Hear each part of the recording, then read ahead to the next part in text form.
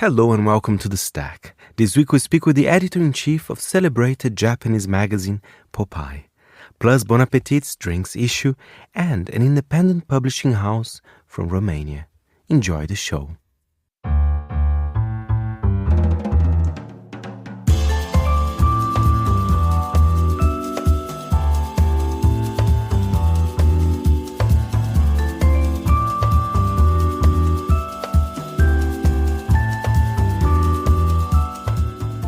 From Midori House in London, this is The Stack, 30 minutes of print industry analysis, and I am Fernando Augusto Pacheco. I have to say I'm so happy with our very first story in the show. We have an interview with the editor-in-chief of Popeye magazine, the influential Japanese menswear title. Monocle's radio producer in Tokyo, Ryuma Takahashi, spoke with Popeye's editor, Yuji Machida. Popeye is a Japanese men's fashion magazine published by Magazine House. This magazine, which will celebrate its 50th anniversary next year, has had a major influence on Japan's fashion and cultural scene for decades. At the same time, it's a magazine that has evolved alongside with the journey of Japan's fashion culture scene. To understand what kind of magazine Popeye really is, and why it attracts so many young Japanese people, I spoke with Popeye's editor-in-chief, Yuji Machida. I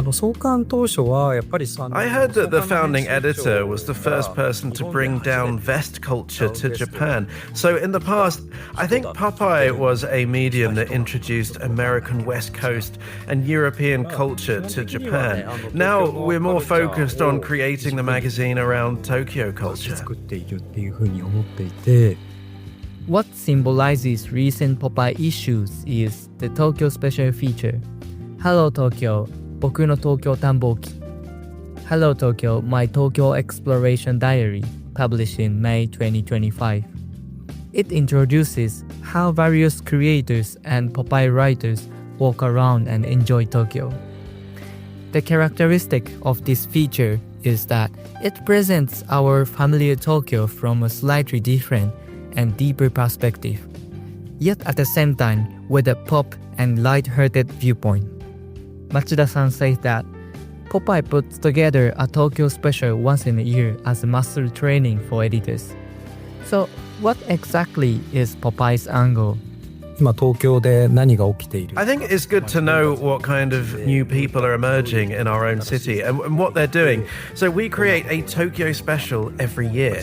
We usually work with people who have good taste in Tokyo, so we start our own research from word of mouth from those kinds of people. And Popeye's angle is really based on our intuition, but I think you can see in the subtitle that it says Magazine for City Boys, and we're conscious of whether our content is information that city boys need.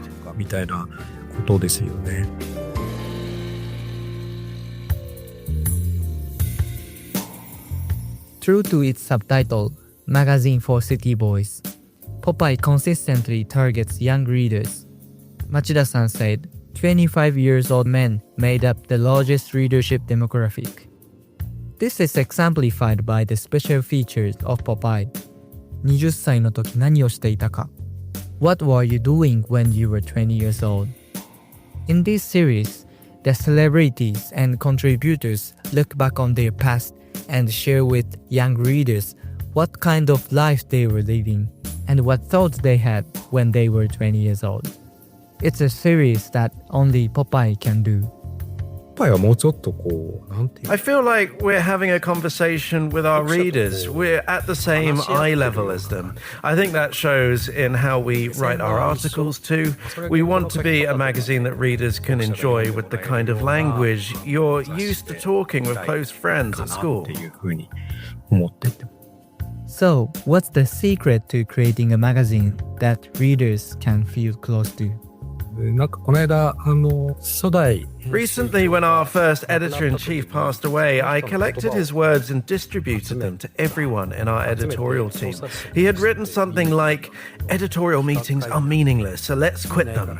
So I've also stopped doing it, and I ask each editorial staff member individually about what they're interested in. Looking at young people these days, I think they have a light attitude and easily cross genre boundaries. So I think it would be good if the magazine had a bit more lightness too. I want to make our magazine like a container where everyone in the editorial team can freely include whatever they're interested in right now. This magazine isn't made with any marketing considerations at all, so we should always have editors and writers with really good taste, and I personally think the editorial staff should keep rotating too.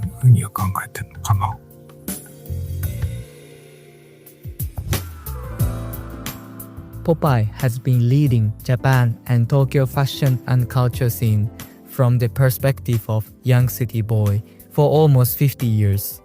I think because they share the same viewpoint with them, they've been able to sensitively capture Tokyo's constantly changing fashion culture scene. The September 2024 issue introduced Japan's current authentic vintage clothing scene with the title Digging Secondhand Finds. How does Popeye's editor-in-chief view Japan's recent fashion scene?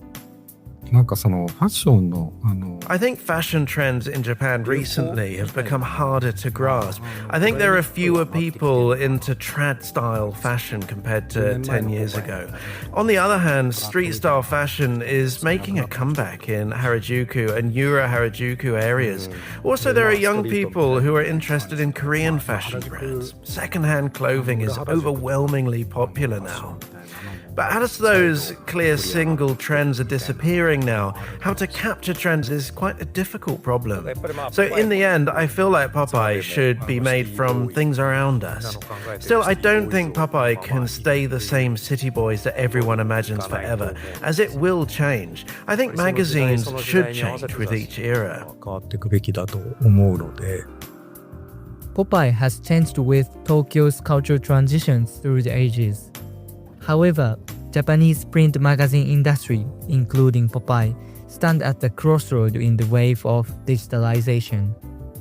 The cover of Popeye's June 2025 issue, 大人になるって悪くない, Being adult isn't so bad, even includes the subtitle, いくつになっても成長しないシティボーイたちへ, to city boys who never grow up no matter how old they get.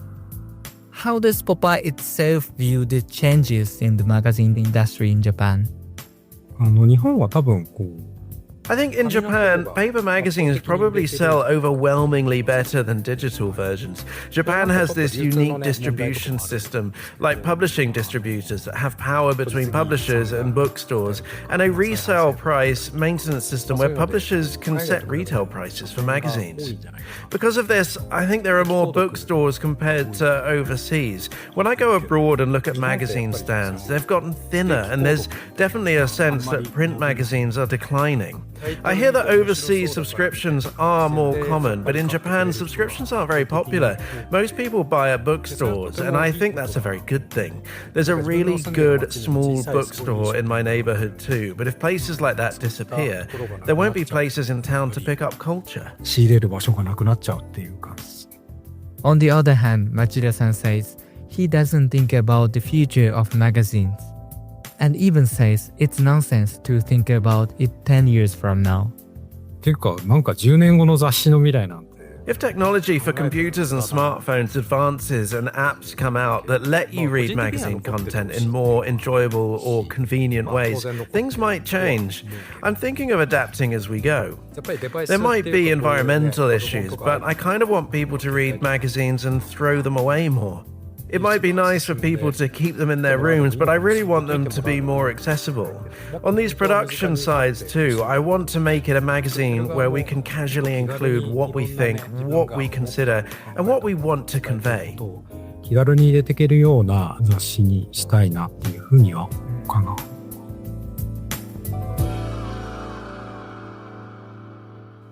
Thank you very much, Ryuma, and also to Popeye's editor-in-chief, Yuji Machida.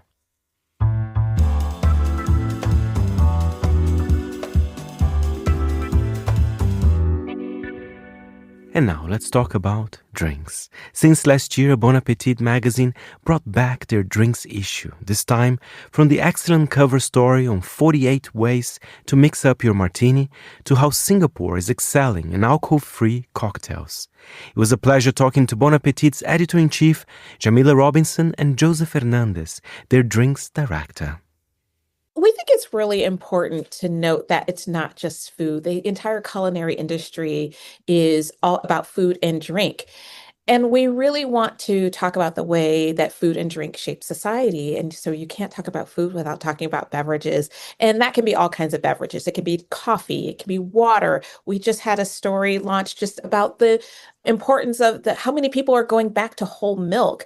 So it's not just spirits or not just wine, but really how people are drinking, how people are hydrating, and how bottling and the other things that we buy, such as our glasses and our water bottles, all of those things shape how we involve ourselves with drinking. And so we really think it's important to devote an entire issue to all of those things in the way that, whether that is through travel or if it's through what we eat when we're having tea. All of those things really, I think, make up a really great drinks issue, and that makes our coverage really special. And Joseph, you have a very interesting job now being the drinks editor, because as Jamila was saying, even the way we drink is changing. You know, you mentioned whole milk, people drinking more. I can think of, and I think you reflect that in the magazine, the non-alcoholic drinks. What a massive change in recent years. So I guess it's very exciting. And it's definitely not just the traditional wine list, what to pair, your steak with it, for example. Yeah, those things are important. Certainly, I come from a wine background and I will always value that knowledge base. But to me, I think a drinks issue like this expands how we think about what's beyond our glass. Drinks are just as agricultural, just as ingredient forward as the dishes that we see restaurants and chefs celebrate. And we wanted to give that same focus in this issue. We bring up travel. Singapore, one of my favorite stories that I've edited for this issue, dives into the non-alcoholic scene in Singapore, which is one of the world's leading cocktail cities. And it's so interesting to see, this rise in the non-alcoholic trend, which I don't really want to call it a trend. I feel like that cheapens it. The discussion around non-alcoholic drinking is now global and expansive and goes beyond just, juice and seltzer. Absolutely. And Jamila, I must ask about the covers. I mean, this one is so sexy and so summery. Tell me the process of making a cover, because I love the Bon Appétit covers. They're very inviting. But of course, you don't have celebrities on the cover, so it's a different way. I mean, do martinis sell more than, I don't know, a dessert? Or I'm very curious about how to pick a cover. I love that you said it's a sexy cover. It's very sexy. For everyone listening, the cover is this ombre of martinis. And if you think about a martini, depending on how much brine or wash, they become different textures and colors. And so we wanted to show this range of martini. And so if you like your martini a little dirtier than others, you're going to see the clarity and a very crystal clear martini, and then how briny they can get. And we really wanted to show that range. We have an incredible creative team here at Bon Appétit, led by Caroline Newton. And we spend a lot of time thinking about how to make the covers inviting, how to make them pop off the newsstand, but also an experience that you can only have in print. But we also want to think about how our covers will play in social. So when you get onto our feed or on our Instagram or on our TikTok feed, you can go in and tag yourself on how dirty you might like your martini. Our process for thinking about the covers is collaborative across our teams, but we want to be sure that it is vibrant. Our art directors and our design directors work really closely with our entire editorial department. And then we all agree on a cover that we really believe in. And this one was one of the most fun to see all the martinis stacked and makes for a really boozy photo shoot. Yeah, what I loved about this one is there's, a drink like a martini can seem so static if you just shoot it on its own. And this plays with the idea of like a wine or champagne tower. And there's just a lot of movement and a lot of energy to it. So I think it's one of my favorite covers. And, obviously I'm a little biased about that.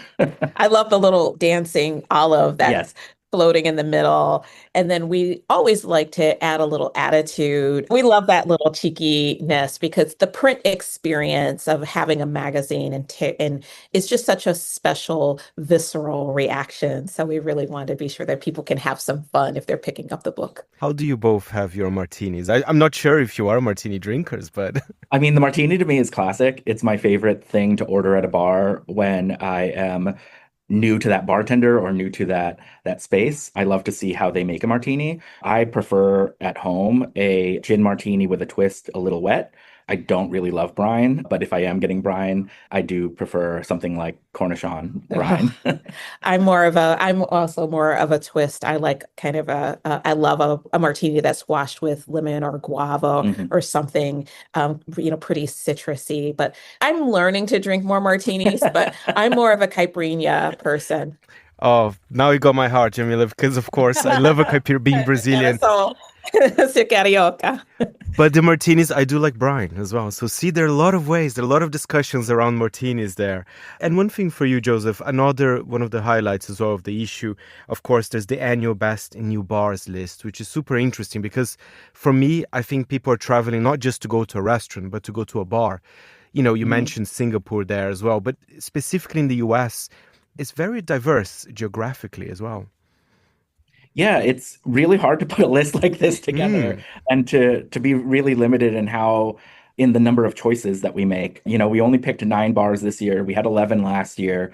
And it's really looking at the landscape of what these bars offer.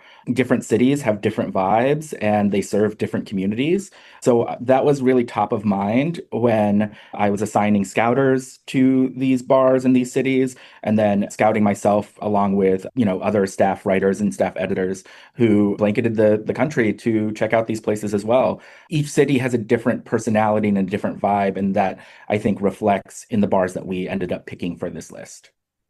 And talking about the geography of the US, I think Bon Appétit always does that very well. I love the article from Atlanta because I feel, Jamila, there's so much happening actually in Atlanta. And I think it's time for the city even to become more well-known among people outside the US as well. I need to go very much. So tell us about the importance of that kind of variety. You're definitely not just a bi-coastal title, just with New York and Los Angeles, right? Geographic diversity is always top of mind for us. And a city like Atlanta is, there's been a lot of reverse migration. A lot of people have moved to Atlanta. It's a center point of business. It's a center point for entertainment for so much of the US. And sometimes people think about Atlanta as, oh, it's going to be Southern, but that's not, it's more New American. You're going to have all of these different people from all over the world who now live in Atlanta. And that reflects in the bar scene. It reflects in the restaurant scene, even the way bars are positioned along things like the Beltline, which is it's a transportation hub. It's a park that rings the entire city, and how people drink along those different neighborhoods and allows them to come together. And so we think it's really important to highlight cities and show what cities are offering, because we do think that these bars are destinations, but they are also positioned inside economies, inside cities. So you're not just going to the bar, you're experiencing the city. And we wanted to have bars and restaurants as well that really give you a reason to go to that city and explore the entire landscape and the entire culinary scene, the entire hospitality scene as a traveler. And so we think it's really important to bring those worlds together and show not only how you drink in a city, but how people live there. One thing I would like to mention about the drinks coverage as well, Joseph, the photography was amazing. I love the ones with the strawberry daiquiri, which is a classic, but the photo is beautiful, and I think you want to have the best one you can have. And you mentioned the ice espresso macchiato. Correct me if I'm wrong. So there was a sense of fun and summer in that piece as well, right? Yeah, I think you're talking about the frozen drinks package, which was so fun. Paloma slushy as well. Yes, right. This issue came on the heels of our art and design issue. Mm-hmm. And while we were planning the photography for both issues, we were talking about how to make drinks look more dynamic on the page. And again, to Jamila's earlier point, we have such a talented creative team. We were exchanging a lot of ideas about how to make a frozen drink look appetizing and look like you can't stay away from it. And our very talented photographers decided to find kind of museum-worthy glassware to showcase texture and ice and just a sense of deliciousness in frozen drinks, using drinks that are, kind of common, quote unquote, frozen Paloma, frozen espresso martini, frozen strawberry daiquiri. So classics that are presented non-classically. And it was really fun to kind of see the result of their work, because they worked with a wonderful prop stylist who picked out just really gorgeous, incredible museum-worthy glassware.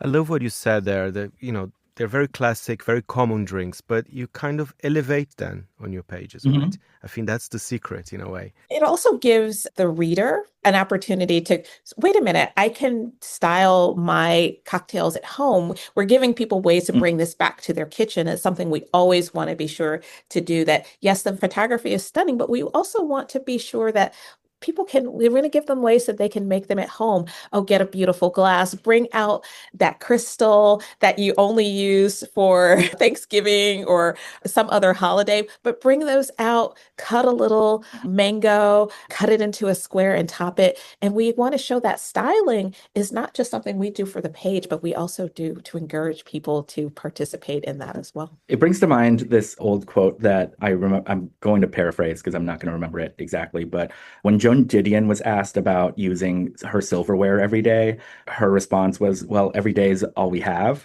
That's kind of what this particular spread reminds me of, is, make every moment special. Why keep some of your beautiful glassware hidden away? Like, it's okay to have an iced slushy drink in them.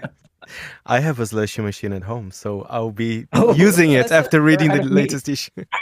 I am just writing about using my ice cream maker as a slushy machine, that this is the thing for summer. And I think, even though some of those appliances that we keep on our counters or underneath the blender, take those soldiers out and use them. You can make some really beautiful drinks with them. Thank you, Jamila Robinson and Joseph Hernandez from Bon Appétit. And their drinks issue is out now.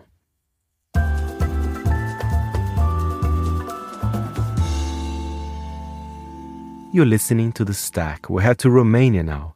Vlad Mihai is the founder of Paper Traffic, an independent publishing house focused on photo books, poetry, and prose.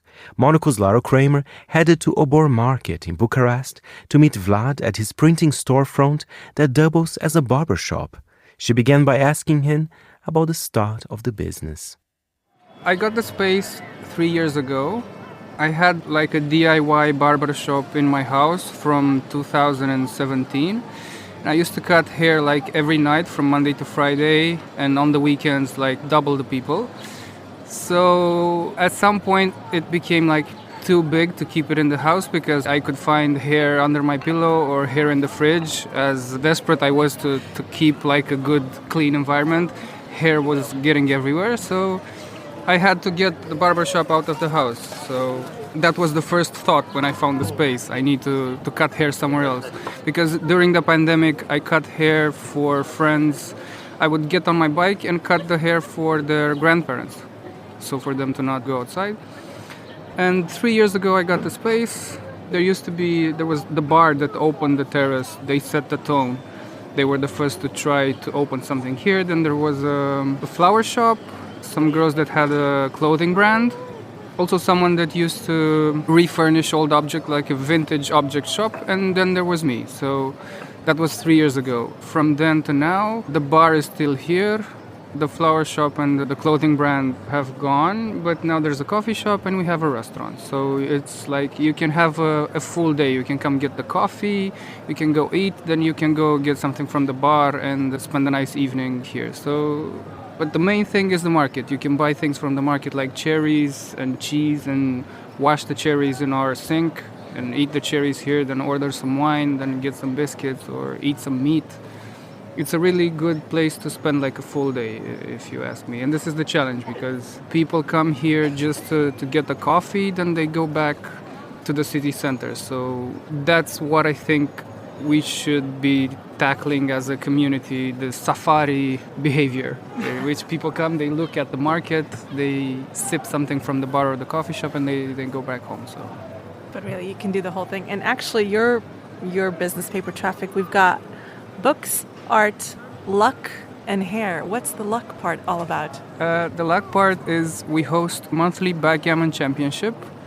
I used to host it in the pandemic. At my house, we did like 5 editions, and that's where we like tested some rules and saw if it's good to last 8 hours or 4 hours, depending on the day. So now we have like a well-groomed timetable for it. And it's really a great way to meet new people because there are few people that know backgammons and they are very different to like, I don't know, like jobs or ages or everything. There was a guy that said his aunt is a Balkanic champion at backgammon, and I told him like, well, bring her. We need her here, not you. What are you doing here? I need to meet your aunt. So the legend that is the backgammon. Yeah. Because Balkans. I was thinking she only plays with him, but he plays with other people. So we need her. Yeah. We need to give her new opponents because maybe she's bored of him. Yeah.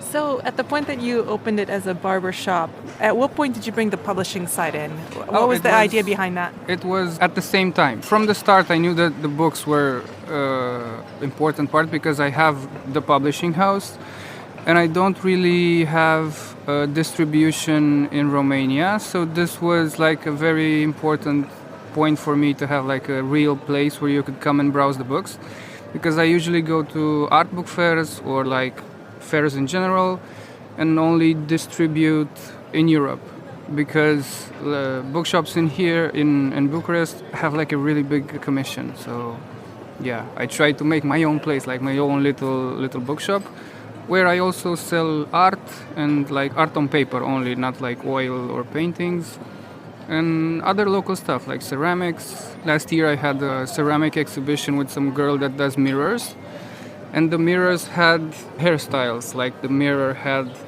like a fringe or like messy hair, or so it fit well with the barbershop part of the place. And this year we had an exhibition with scissors, a girl that had a collection of scissors and also drew them as an art series. How did you know you wanted to get into publishing? I didn't actually. It wasn't something that I wanted. It kind of just happened because I worked in advertising for 15 years, since 2010. I think 2017 or 18 I made a poetry magazine because I had lots of people around me that were writing poetry, but they did not consider themselves publishable, worthy of being featured in a magazine or a serious publication. So I made this magazine to feature all my friends. And I kind of liked what happened, also with me during the process and also with them. So I made another issue, so there were 2 issues from that magazine, and then I stopped because I realized I need to make it better, and until I could make it better or, I don't know, prettier or more quality, I shouldn't make it anymore because I wanted to make it like really good for them. So yeah, and from that moment I thought at this dream of having a publishing house, that would be something that I would do like at 40, 45, like an exit plan from advertising. But it came like really, really faster because, again, during the pandemics, I had not much to do, just a lot of time on your hands. And I did a lot of carpentry in the house and started working on my own book. So the first book from the publishing house was a photo book with my photos, because I thought I should be the one taking the risk. I mean, if it's good, it's my merit. If it's bad, it's my fault. I could not go and like convince someone, oh, let's make a photo book and I'm gonna launch a publishing house, and it didn't feel good. So yeah.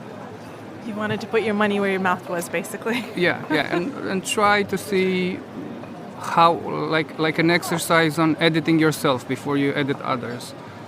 Yeah, because this is besides the publishing and the design, I think the main challenge is editing, because there were books where I sat on the text for like a year and a half with the author, and there were books where we finished like in 2 months because the text was actually good. So this is the big challenge for me in this whole thing, knowing when to cut or when to go into the material or when to not, because I have to be like a very delicate ghost, walk in his shoes and understand why he wrote like that. And tell me about the publishing scene in Bucharest, because from what I've seen, there's a lot of independent publishers coming out. It seems very exciting from an outsider's point of view. What's your take on it? In my opinion, it's really good. Before I did this, I was inspired by people around me, and that played like a really good part in why I ended up doing this. There was a bookshop called Dispositive Books that is not here anymore. I think it ran for around 5 years or more. And that's where I found a lot of books that I didn't know books could be like that. So it was like a museum kind of quality for it. I was educated by it. I also had some friends that had a design studio and they made a magazine, and I was also influenced by them. But now, as we stand in 2025, we have a lot of publishers, and I also thought about making an independent art book fair, because we have Bookfest and another big one, I don't know the name. But they are really for established houses like Humanitas and Curtea Veche, and like really big corporate stuff. But we don't have small, like a dedicated book fair for small publishers like DIY, indie, and fanzines and everything.